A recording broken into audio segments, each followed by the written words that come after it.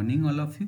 Basic electrical engineering के lecture number 13 में हम लोग मेश एनालिसिस के बारे में पढ़ेंगे कि मेश एनालिसिस क्या होता है। इसमें हम लोग सम टॉपिक को कवर करेंगे। पहला करेंगे what is mesh analysis, second करेंगे स्टेप फॉर मेश एनालिसिस, यानी क्वेश्चन को सॉल्व करने के लिए क्या क्या स्टेप है। फिर हम लोग मेश एनालिसिस पे न्यूमेरिकल क्वेश्चन देखेंगे, कंसेप्ट ऑफ सुपर मेश, और फिर इस पे न्यूमेरिकल क्वेश्चन हम लोग करेंगे। अभी बेसिक इलेक्ट्रिकल इंजीनियरिंग के हम लोग लेक्चर 1 पर है, जिसमें electric network, important definition, source transformation, Kirchhoff's law previous lecture में देख चुके। आज हम लोग मेश एनालिसिस पढ़ेंगे। आप लोग नोट्स या पीडीएफ के लिए टेलीग्राम या व्हाट्सएप ग्रुप ज्वाइन कर ले, जहाँ पे पीडीएफ अवेलेबल रहता है और मेरा पढ़ाने का है, और यह हम सिर्फ सेमेस्टर पॉइंट ऑफ व्यू से और कॉम्पिटिटिव पॉइंट ऑफ व्यू से दोनों जितने भी थ्योरी पॉइंट्स होते हैं जो ऑब्जेक्टिव क्वेश्चंस में आते हैं और हमें सेमेस्टर एग्जाम में अच्छे से लिखने के लिए भी आ सकता है। अब पहला बात करते हैं हम लोग what is mesh analysis. Mesh analysis होता क्या है? तो मेश एनालिसिस एक मेथड होता है या टेक्निक है जिसका यूज करके हम लोग किसी लूप का करेंट को पता करते हैं। क्या करते हैं? मान लेते हैं जैसे एक सर्किट है,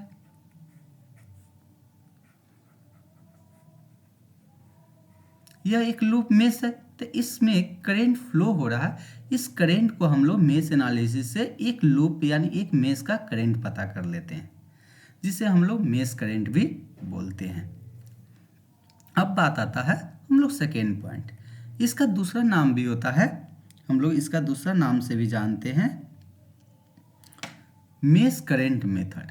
क्या नाम होता है इसका? मेश करंट मेथड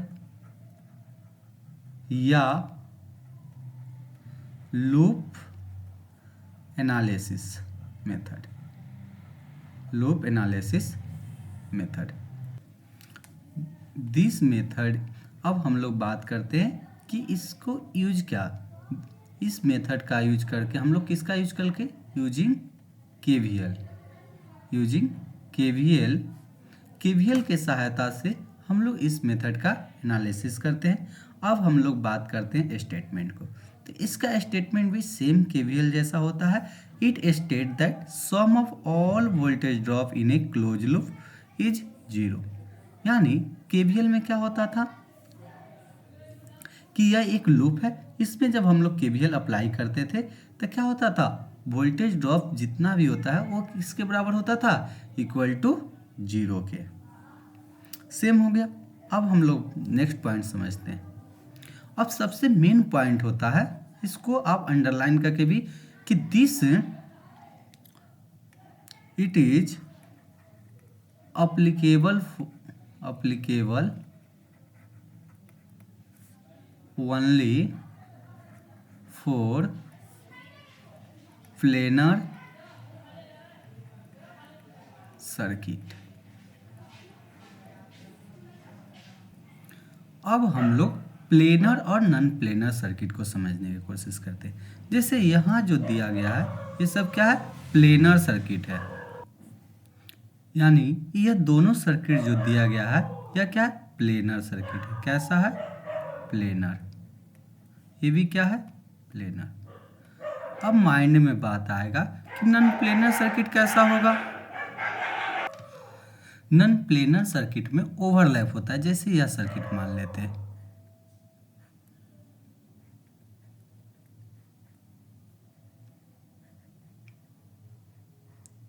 यह सर्किट है। अब इस पे ना ओवरलैप हो, अभी मेश बन जाएगा, दो इक्वेशन में, बट इस पे एक और ओवरलैप हो जाएगा। अब देखो, अब ना ये ओवरलैप हो गया एक दूसरे पे एलिमेंट, यानी यह क्या हो जाएगा, नॉन प्लेनर हो जाएगा। कैसा हो जाएगा, नॉन प्लेनर सर्किट। और मान लो इस पे ऐसे हो जाए,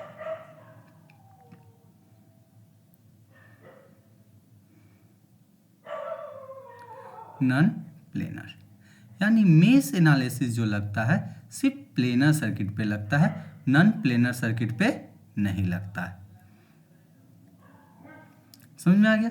अब बात करते हैं in any electrical in any electrical circuit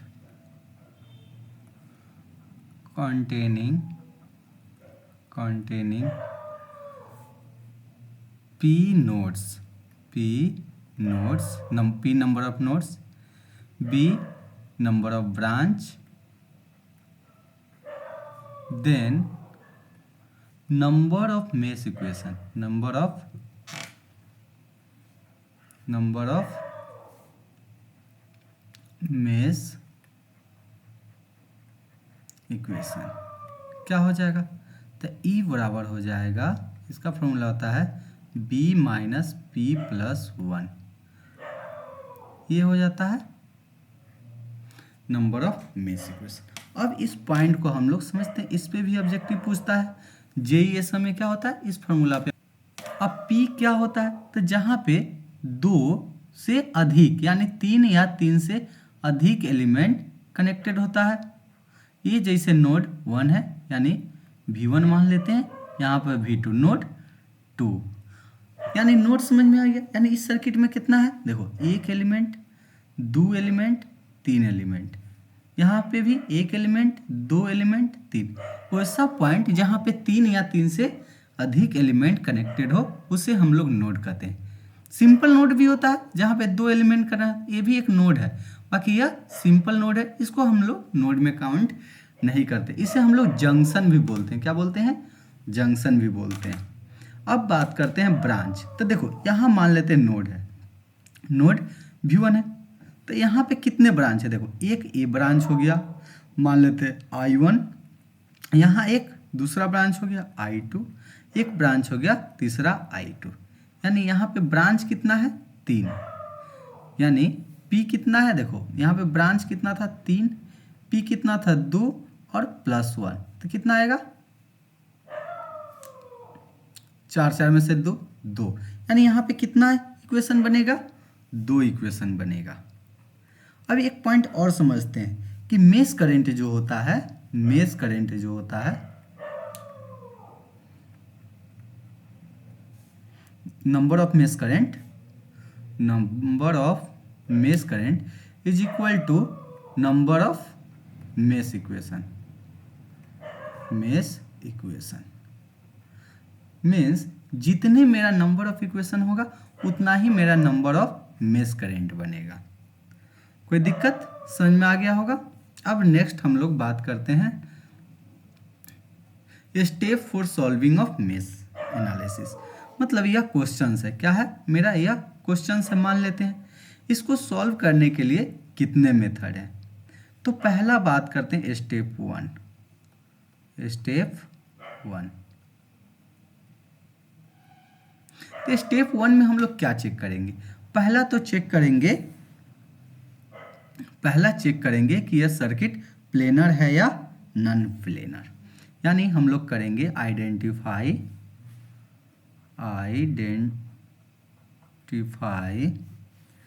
the given circuit is planar या नॉन प्लेनर। पहला स्टेप में तो यही करेंगे। अब हम लोग सेकेंड स्टेप में क्या करेंगे, पहला सेकेंड में तो ये देखेंगे, सेकेंड स्टेप में इफ सर्किट इज प्लेनर, अगर सर्किट इज प्लेनर तब हम लोग इसके बाद क्या करेंगे, यदि सर्किट प्लेनर है तो हम लोग करेंगे if circuit is planar then identify number of mesh equation,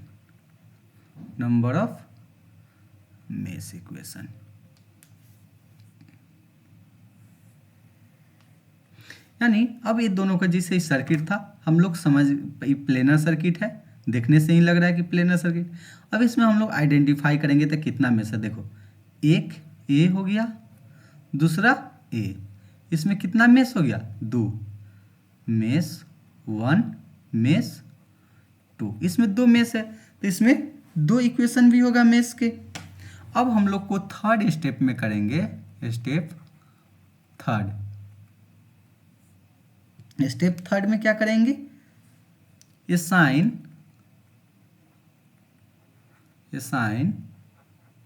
mesh current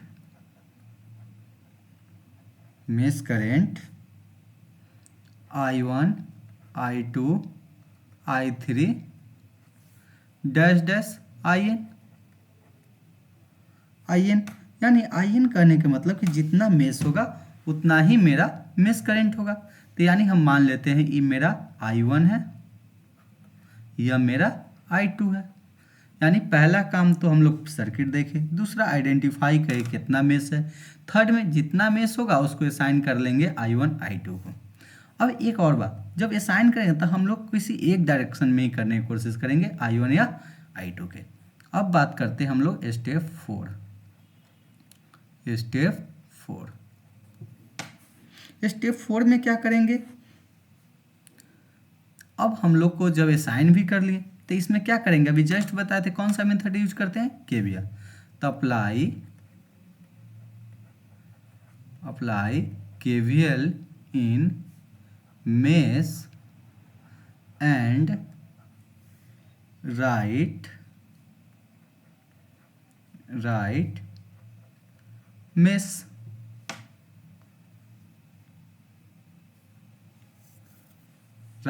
mesh equation. यानी हम लोग इसमें केवीएल लगा देंगे, जैसे एक बार इसमें लगा देंगे, एक बार इस सर्किट में लगा देंगे केवीएल। तो क्या हो जाएगा?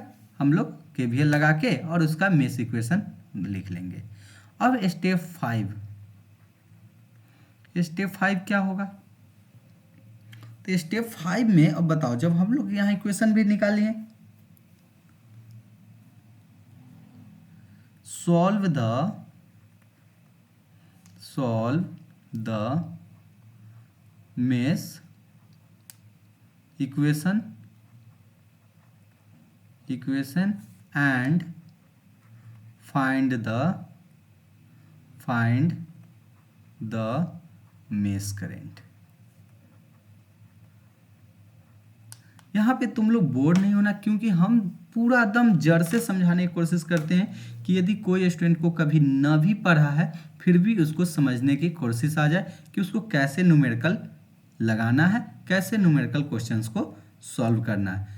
यदि हम चाहे तो इसे नहीं भी करने की जरूरत है, यदि डायरेक्ट न्यूमेरिकल पे भी आ जाए। बाकी जो स्टूडेंट न्यू होता है, बेसिक इलेक्ट्रिकल हम लोग पढ़े, तो मेरा पॉइंट ऑफ व्यू है कि हम जितना हो सके छोटी से छोटी बातों को क्वेश्चन में ही समझा दें कि क्या होगा। ठीक, तो यह मेरा हो गया स्टेप्स। यदि क्वेश्चन पूछ देता है एग्जाम में कि what is mesh equation, step the mesh analysis method, तो सेम जैसे लिखा है वैसे लिख के आ जाइए, फुल मार्क्स मिलेगा। और यह अपना भाषा में भी है।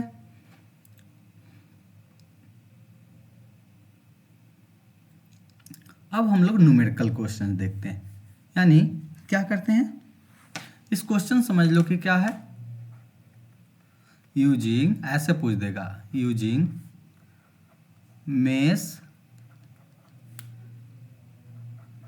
Analysis method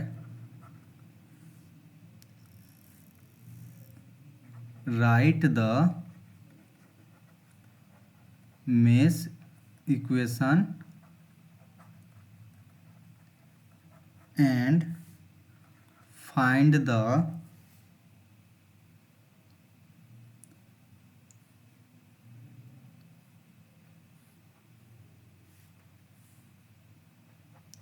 mesh current for given circuit।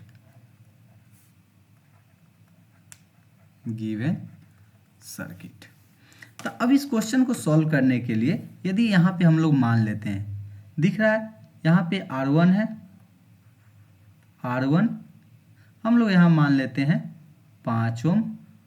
समझने के लिए हम लोग बहुत बेसिक से समझ रहे हैं सब कुछ। इसको मान लेते हैं 10 ओम, इसको मान लेते हैं 5 ओम, इसको मान लेते हैं 10 ओम। यहाँ पे V1 मान लेते हैं हम लोग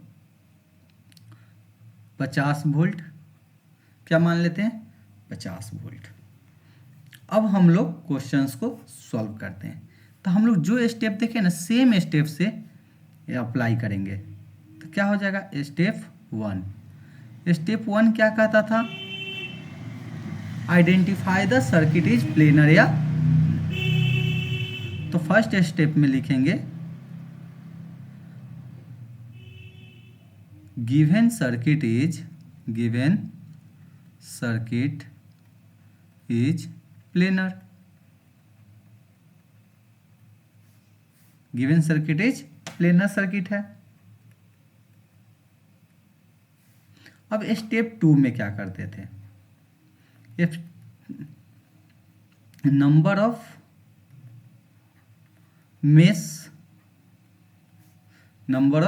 मेस हम लोग फाइंड करते थे कि कितना मेस है इसमें। तो कितना मेस है? तो देखो यहाँ पे अभी जस्ट देखते हैं,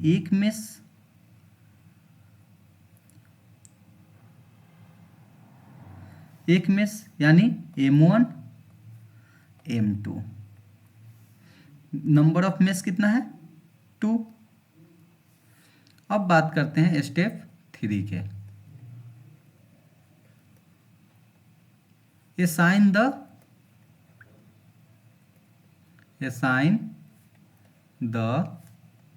mesh current,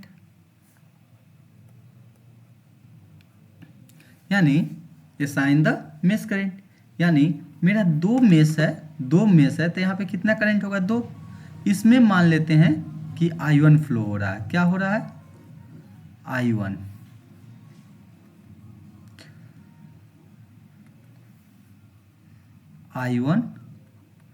इसमें फ्लो हो रहा है I2।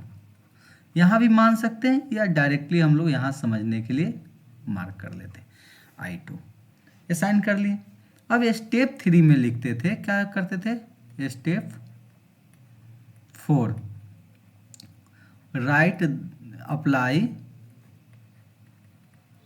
Apply KVL in A mesh and right mesh equation. तो I1 I2 यहाँ पे करंट हो गया असाइन। Right mesh equation. तो लिखेंगे इन मेश 1।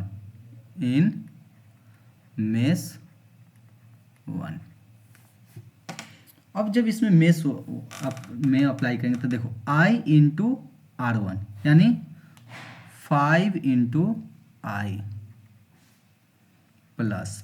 अब देखो यहाँ पे जो करंट आएगा, देखो इधर से है तो सोचो ऊपर से ये करंट आ रहा है यानी I1, यहाँ से करंट डायरेक्शन क्या है? I2, यानी इधर से अपोजिट डायरेक्शन में है I2। अपोजिट डायरेक्शन में है ना I2। तो इसको सबसे मेन यहीं पे समझना। तो यहाँ पे क्या हो जाएगा? देखो जिस मेश में घूम रहे हैं ना, हम समझेंगे कि उस मेश का करंट क्या है? हाइयर है। तो यानी हम समझेंगे कि I1 ज़्यादा है, I2 कम है। I1 ज़्यादा I2 कम। तो क्या हो जाएगा? 10 गुने I1 माइनस I2, यानी इस रेजिस्टेंस के क्रॉस निकाल लिए 10 ओम के। अब यहाँ पे आएंगे तो पहले कौन सा साइन है? माइनस। तो -50 बराबर 0। अब इसको हम लोग सॉल्व कर लेते हैं। 5I1 plus 10I1 minus 10I2 बराबर 50, यानी क्या हो जाएगा? 15I1 माइनस 10I2 बराबर 50। इक्वेशन इसको 1 मान लेते हैं।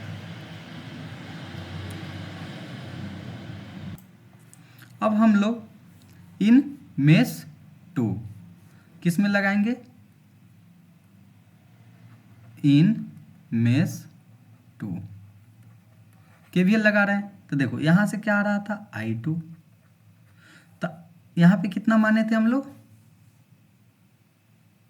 10 ओम, 5 ओम, 10 ओम, यानी यह मेरा कितना था? 10 ओम, ये कितना था 5 ओम, ये कितना था 10 ओम। देखो यहाँ से देखो इधर से I1 आ रहा था, अब ये I2 घूमेगा तो I2 कितना हो जाएगा 10 गुने I2 प्लस इसमें कौन सा करंट है सिर्फ I2 है तो 5 गुने I2, 5 गुना 8। अब इसमें देखो अभी हम जस्ट बताए थे ना कि इसमें क्या होगा, जो डायरेक्शन जिस मेष में घूमते वो समझते हैं कि हायर होता है। इसमें I2 है तो I2 minus I1, 10 into I2 minus I1।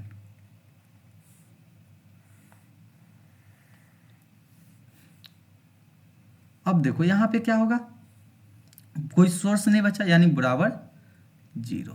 तो कितना हो जाएगा 10, ये हो जाएगा 5I1 plus 10I2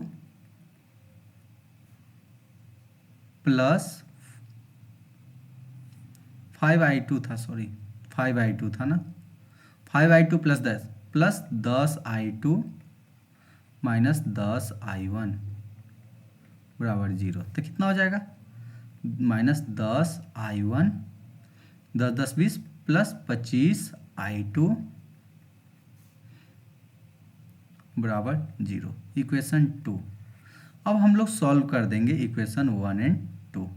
solving equation 1 and 2। अब इक्वेशन 1 एंड 2 को सॉल्व करेंगे। तो इक्वेशन 1 क्या था मेरा 15I1 माइनस 10I2।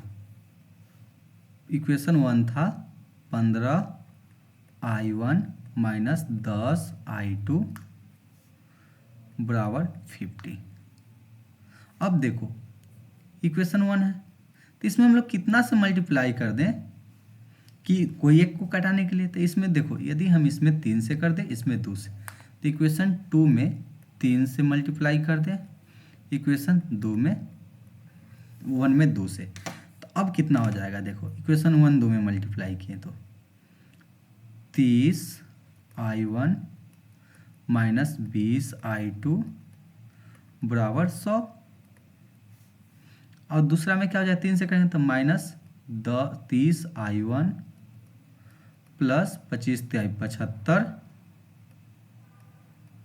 75I2, 0 से तो 0। अब क्या होता है प्लस होता है ना, तो देखो माइनस प्लस 0, 75 में से 20 गया तो 55, कितना बचेगा 55I2 बराबर 100। तो I2 बराबर कितना आ जाएगा 100/55 एम्पियर। देखो इस जब I2 हमको 100/55 एम्पियर निकल गया, तब इस I2 के हम किसी एक इक्वेशन में रख देंगे। क्या करेंगे I2 को किसी में पुट कर देंगे। तो put value of I1 I2 in equation, जो आसान रहेगा उसमें। देखो 15I1 10I2 है, यहाँ पे 55 है, तो हम लोग यहाँ इक्वेशन 1 में ही रख देते हैं। इक्वेशन 1 तो क्या था 15I1 माइनस 10 गुने 100/55 बराबर 50।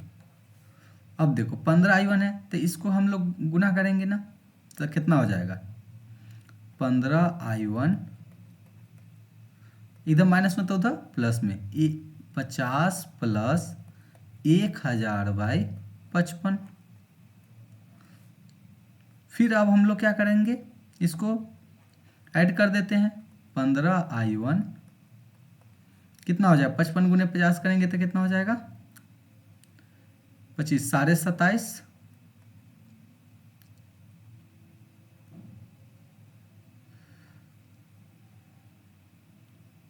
कितना होगा 2500, 50 गुने 50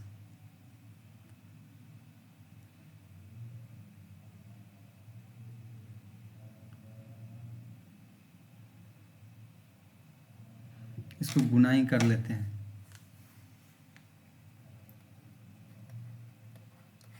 0 0 50 25 50 25 से 2 27 0 5 7 2 2750 प्लस 1000/55। तो I1 के वैल्यू निकल जाएगा 3750/55 गुने 15। यह मेरा किसका वैल्यू हो गया? I1 का। यहाँ से हम लोग I1 I2 का वैल्यू निकाल लिए। यानी यह मेरा, अब हम लोग एकदम रिवाइज कर लेते हैं। यह समझने के लिए थोड़ा सा बहुत स्लो चल रहे हैं, क्योंकि हम लोग को समझना है अभी बेसिक से, तो ये सब समझ चुके हैं।